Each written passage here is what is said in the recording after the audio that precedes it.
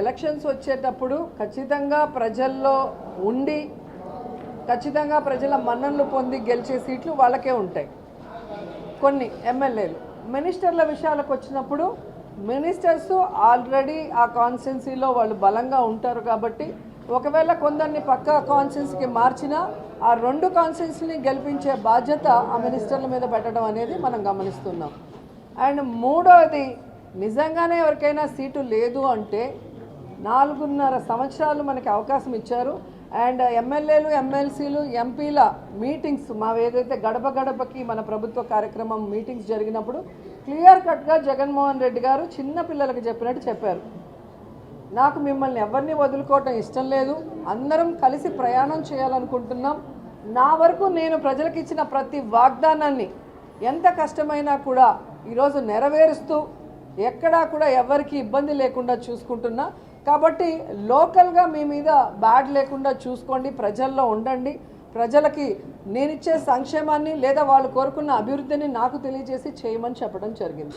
So కంటిన్యూస్గా సర్వేలు జరుగుతూనే ఉన్నాయి. అలా ఎవరైనా కొంతమందికి మిస్ అయ్యింది అంటే అది వారి పొరపాటే తప్ప జగన్మోహన్ రెడ్డి గారి పొరపాటు కాదు అనేది ఈరోజు అందరూ తెలుసుకోవాల్సిన విషయం. అండ్ ఇంకోటి, ఈరోజు వాళ్ళకి వాళ్ళు కొంతమంది ఊహించేసుకొని సీట్లు రాలేదనేసి వాళ్ళు బాధపడితే దానికి మనం ఏం కూడా సమాధానం చెప్పలేము.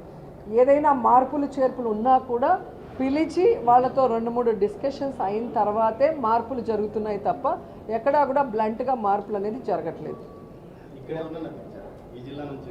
ఇంతవరకు ఎవరిని పిలవలేదు, పిలిస్తే చెప్తారు వాళ్ళే. మీకు టెన్షన్ పడాల్సిన అవసరం లేదు, ఎందుకంటే మీ బంధువులు ఎవరు ఎమ్మెల్యే క్యాండిడేట్లు కాదు. సో ఎవరినన్నా మార్చినా సాక్షిలో నెక్స్ట్ డే మార్నింగ్ వస్తుంది కదా. సో అంత లోపలే ఎందుకు ఇంత టెన్షన్ మాకైతే అర్థం కాలేదు. ఎమ్మెల్యేలకు టెన్షన్ ఉండొచ్చు కానీ మీకెందుకు టెన్షనో నాకు అర్థం కాలేదు. అండ్ కొన్ని ఛానల్స్, పచ్చ ఛానల్స్ పనిగట్టుకొని వీళ్ళకి సీటు లేదు వాళ్ళకి సీటు లేదని వాడి ఆశని, వాడి కడుపు మంటని ఈరోజు ఒక స్టోరీల రూపంలో వేస్తున్నారు.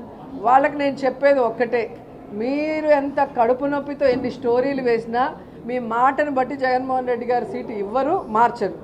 కాబట్టి నీ కడుపు మంటకి నువ్వు మెడిసిన్ తీసుకుంటే అది తగ్గుతుంది తప్ప నువ్వు ఇలా చేయటం వల్ల ఎవ్వరు కూడా నమ్మే పరిస్థితి లేదు. నాన్న ఏం చేయాలని ఆశపడుతున్నావా? అదే అంటున్నాను కదా, చేసుంటే మీకు సాక్షిలో వస్తుంది. సో సాక్షిలో వచ్చింది అంటే ఖచ్చితంగా గవర్నమెంట్ డెసిషన్ తీసుకున్నట్టు. ఈనాడులోనో ఆంధ్రజ్యోతిలోనో ఎల్లో మీడియాలో వచ్చింది అంటే అది కడుపు మంటతో వచ్చింది అనేది మీరు గుర్తుపెట్టుకోవాలి. ఈరోజు పవన్ కళ్యాణ్కి కానీ చంద్రబాబు నాయుడుకి కానీ ఎవరికి ఎన్ని సీట్లో వాళ్ళకే తెలియట్లేదు, ఎంతవరకు సీట్లు పంచుకున్నది లేదు. అసలు మేనిఫెస్టో, కంబైన్డ్ మేనిఫెస్టో అన్నారు. ఆ మేనిఫెస్టో ఏంటో తయారు చేసుకోవడానికి వాళ్ళకి సమయం లేదా, లేకపోతే చేయడానికి ఐడియాలు రాలేదా నాకైతే తెలియలా.